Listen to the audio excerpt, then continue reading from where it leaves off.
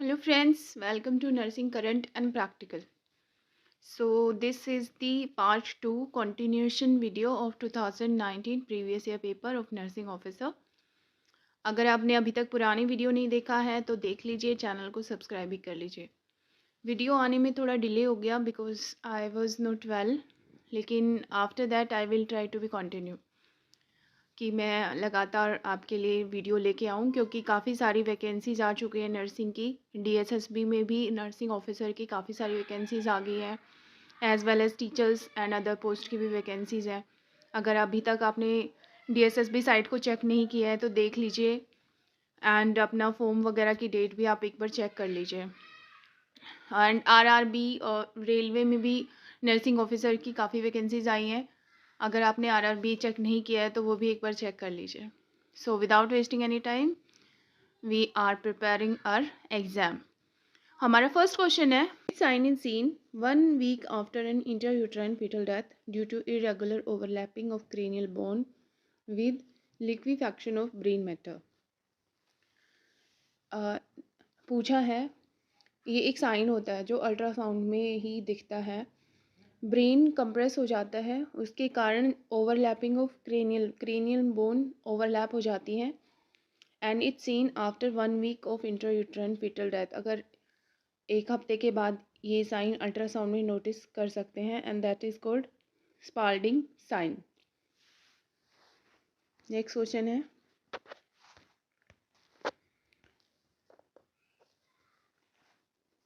What is post mature pregnancy. Post mature pregnancy क्या है? So it's option 4, pregnancy that continue beyond 42 completed weeks। 42 weeks complete होने के बाद भी अगर प्रेगनेंसी कंटिन्यू है, that is called post mature pregnancy. Next question, which of the following initial nursing action to be performed when a nurse notice the umbilical cord protruding from the vagina while performing a vaginal assessment on a pregnant lady in labor। So question is, in a labor room,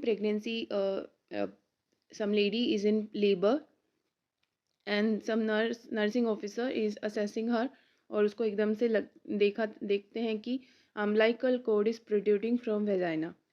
So उस situation में what should as a nursing officer do? So option 3, place the client in Trendelenburg position। Patient को ट्रेंडलबर्ग position देना है। If एकदम से patient labour में है और अम्बिलिकल कोड प्रोट्रूड करता है तो उसको कोड प्रोलैप्स हो जाती है उस सिचुएशन, और उसको ट्रेंडलबर्ग पोजीशन देना है जल्दी से, and call to the doctor. Next है, what is the cord attach in a battledore placenta. Type of placenta होता है, तो पूछा है बैटल डोर प्लेजेंटा वाले टाइप में कोड कहाँ पर अटैच होता है। So option 1, to the placental margin. Normally centre में होता है कोड अटैच, लेकिन जो बैटल डोर प्लेजेंटा है उसमें कोड साइड में अटैच होता है, to the placental margin. Next, what complication should a pregnant lady to monitor for who has admitted in hospital with a diagnosis of severe pre-eclampsia in last trimester। What complication should a pregnant lady monitor for? किस complication के लिए एक pregnant lady को monitor करना चाहिए अगर उसका pre eclampsia का हिस्ट्री है in last trimester. Severe pre eclampsia मतलब उसका बीपी बहुत हाई रहता है। सो इसमें option 4 is right, evidence of petechiae and प्यूरपेरा।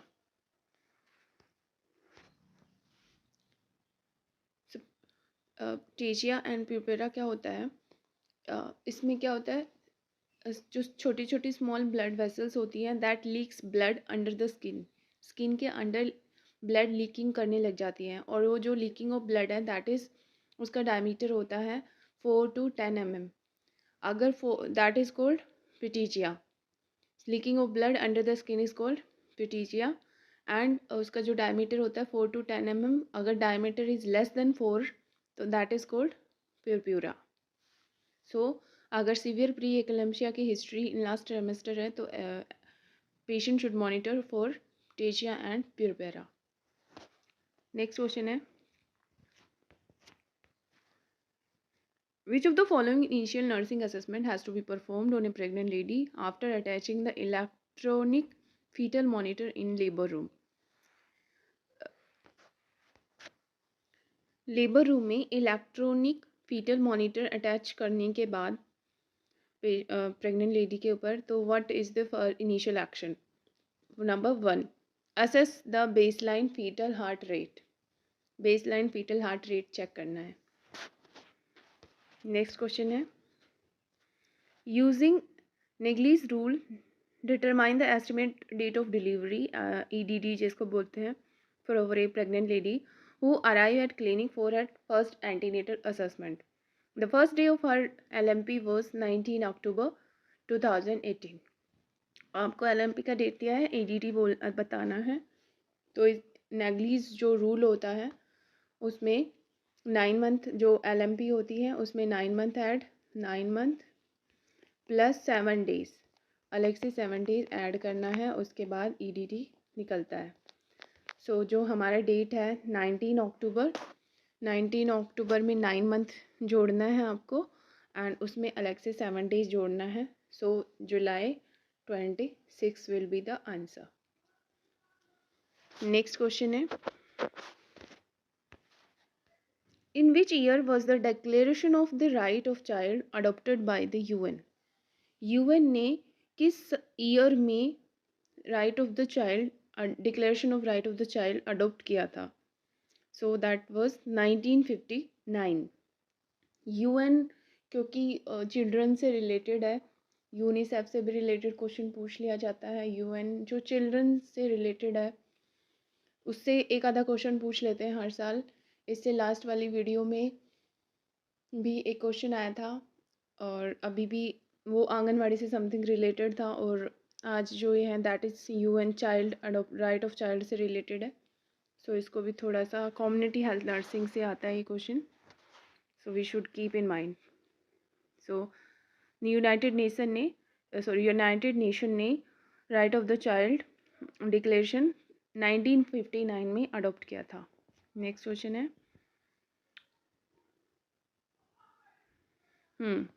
ऐसा भी होता है कि कई बार क्वेश्चन गलत भी होते हैं, तो जो ऑफलाइन एग्ज़ाम होता है उसमें तो that was not option, but जो ऑनलाइन एग्ज़ाम होते हैं उसमें एग्ज़ाम होने की जब आंसर की रिलीज़ होती है तो उसमें जो क्वेश्चन गलत भी हो जाते, एक दो क्वेश्चन गलत हो जाते हैं, तो ऐसा ऑप्शन उसमें लिख के आता है कि that is for this question description is found in question answer, so this question ignore for all candidate. इसके मार्क्स आपको सबको मिलते हैं, 1 मार्क्स सबको मिलेगा, चाहे किसी ने कोई भी ऑप्शन टिक किया हो।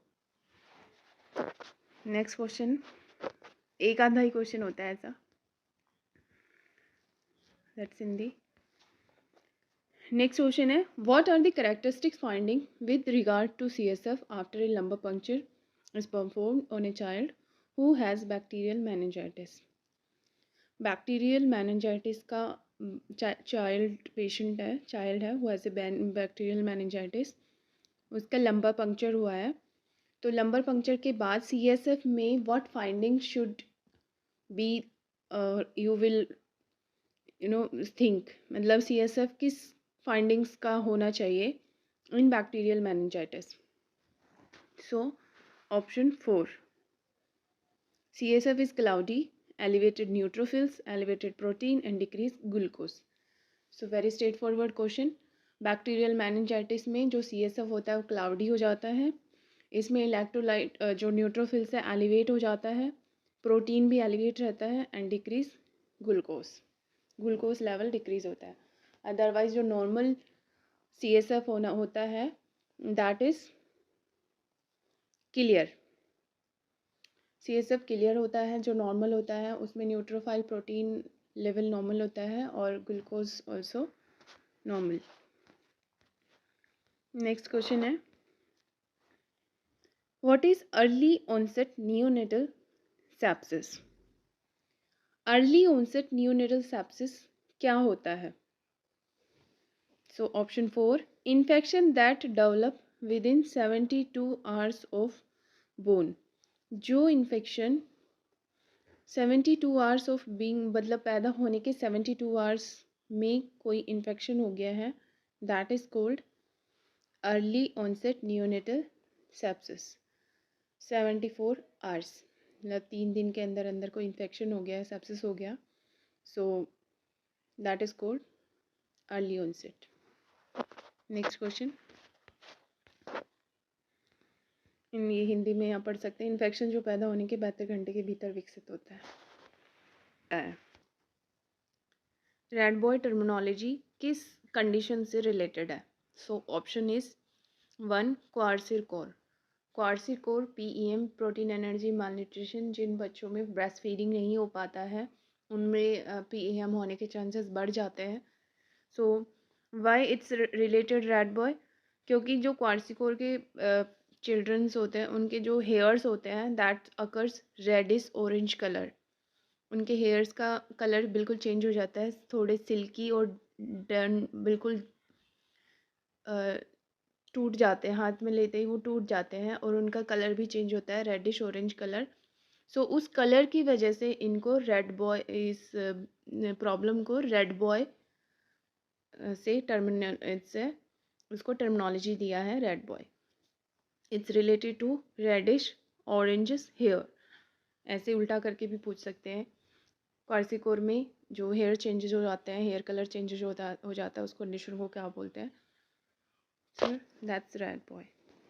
Next, which deformity of spine present as an increase roundness of the thoracic curve? Which deformity of spine present, कौन सी स्पाइन के किस डिफॉर्मिटी के कारण उस स्पाइन की राउंडनेस बढ़ जाती है? यूजुअली एस शेप कर्व होता है स्पाइन का, लेकिन थोरेसिक रीजन में अगर उसकी राउंडनेस बढ़ जाती है तो उस कंडीशन को क्या बोलते हैं? That is called kyphosis. Option 3। Next question, so 20 question has completed. अब इसको सबमिट कर दिया, सबमिट करने के बाद you will get another 20 question. 141, how much potassium chloride is present in oral rehydration solution, ORS? ORS में कितना पोटाशियम क्लोराइड होता है? Option 1, 1.5 gram. नेक्स्ट है,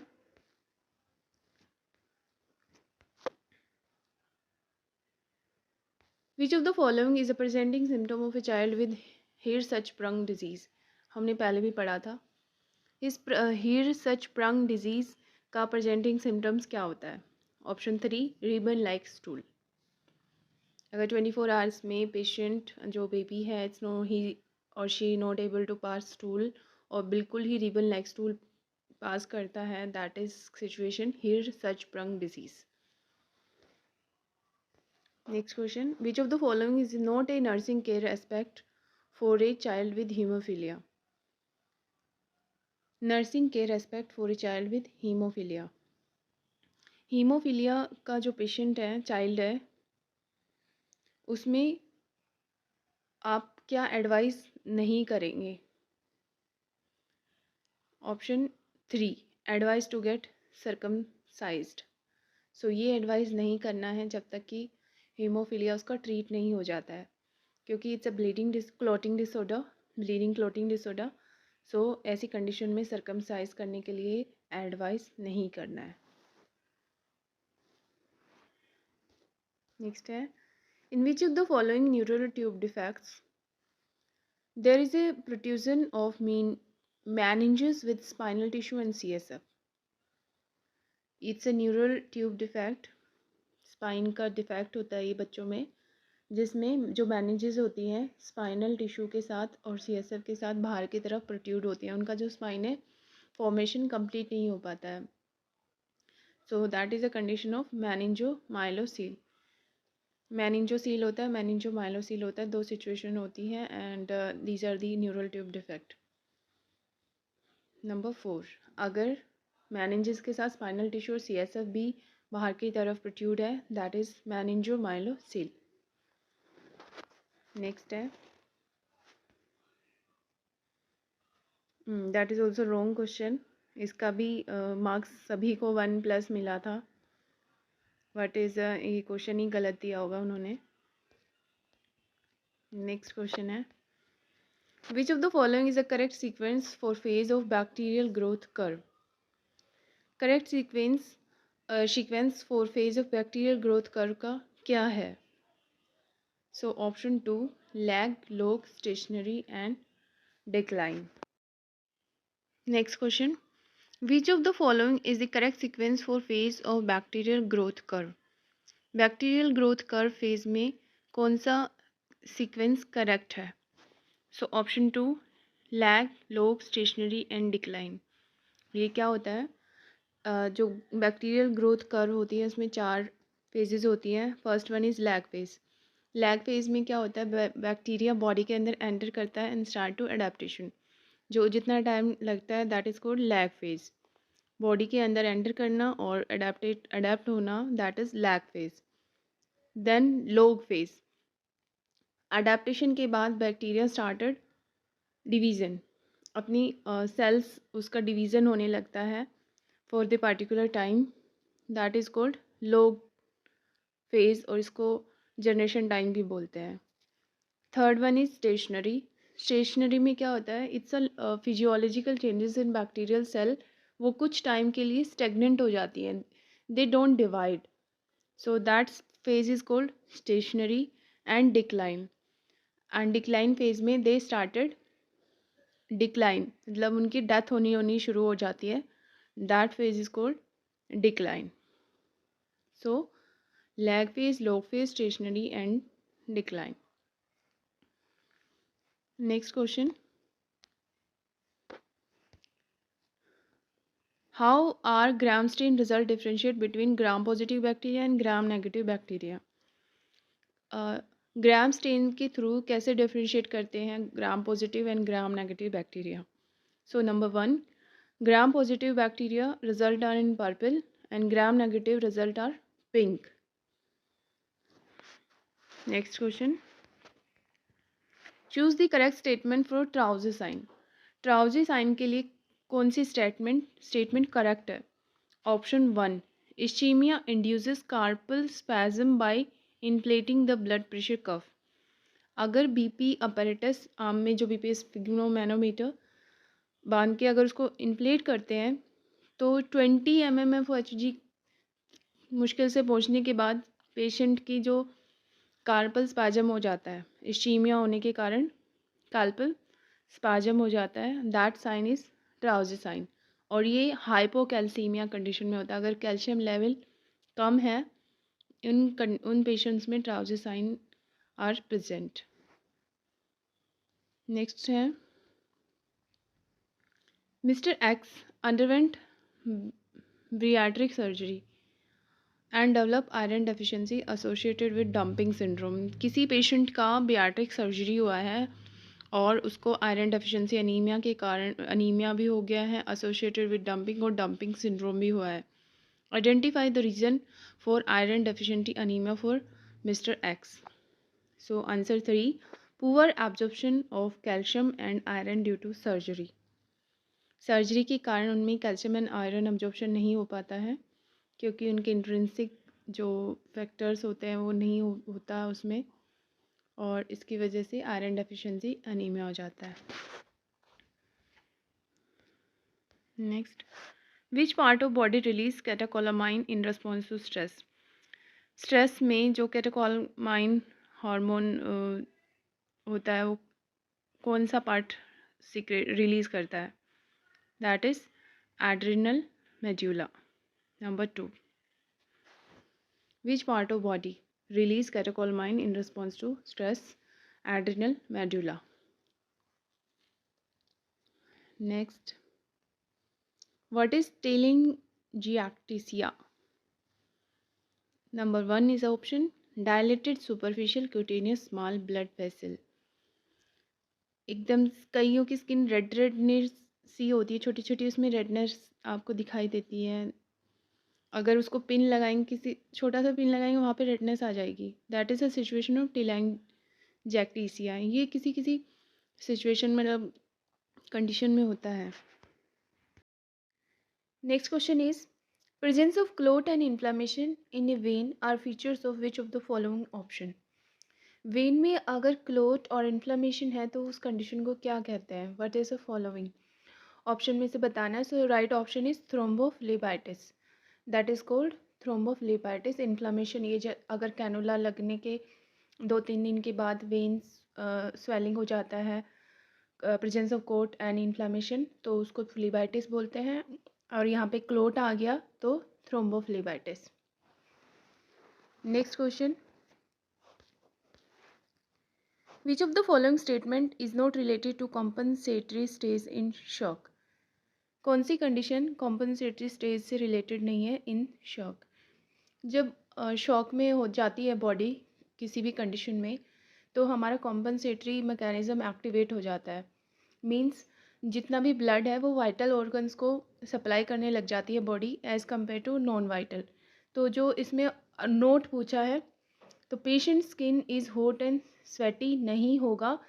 पेशेंट का स्किन कोल्ड एंड क्लाइमी होता है उस टाइम पे अगर बॉडी शॉक में होती है तो, क्योंकि जितना ब्लड है वो वाइटल ऑर्गन्स को देने लग जाती है बॉडी। तो option 1 is not related to compensatory stage in condition of shock. Next, what is a normal partial pressure of CO2? Carbon dioxide का पार्शियल प्रेशर कितना होता है ABG में? अगर आर्टेरियल ब्लड सैंपल को अगर चेक करते हैं तो PaCO2 कितना होता है? That is 35 to 45 mm of Hg। ABG से भी रिलेटेड बहुत क्वेश्चन बन सकते हैं। रेस्पिरेटरी एसिडोसिस, मेटाबॉलिक एसिडोसिस से बनाते हैं। उसमें pH level, partial pressure of oxygen, partial pressure of carbon dioxide. तो एक बार ABG भी आपको अच्छे से देख लेना है। नेक्स्ट है, how is a functional residual capacity, जिसको FRC बोलते हैं, मेजर? सो FRC का फॉर्मूला पूछ रहे हैं ये। FRC फंक्शनल रेजिडुअल कैपेसिटी 2 का कॉम्बिनेशन होता है। 1 is expiratory reserve volume plus residual volume. So ये लंग वॉल्यूम से रिलेटेड पिछली बार भी एक टाइडल वॉल्यूम से रिलेटेड क्वेश्चन हमने किया था और इस बार भी है।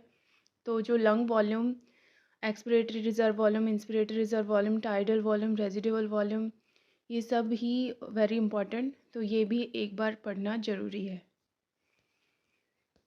नेक्स्ट है, mister Roy is diagnose with bronchial asthma and is being treated for the same with corticosteroid. What are the anticipated side effect? Mister Roy जिनको ब्रोंकियल अस्थमा है, he is taking steroid because steroid is primary treatment for asthma.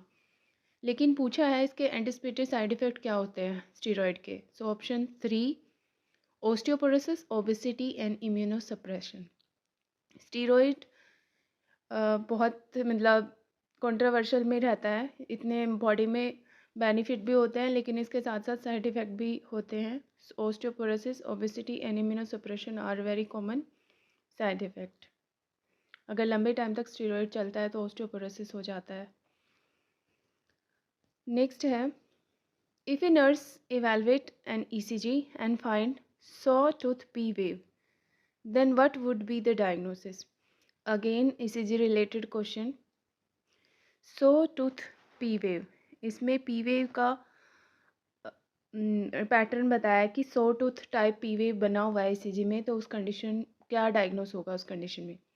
So option 4, atrial flutter, that is called atrial flutter।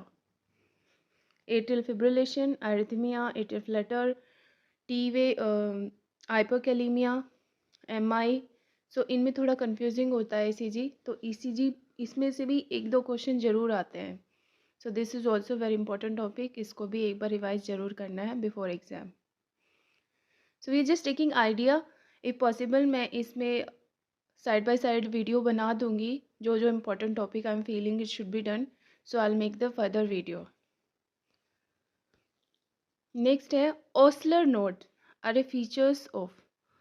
ओस्लर node किस कंडीशन में होता है? That is in infective endocarditis. Endocarditis अगर infective है उसमें ओस्लर नोड्स होते हैं। सो आज की video I am stopping here. Next video में will try to finish all the questions Till that time, watch the video, subscribe the channel. Thank you.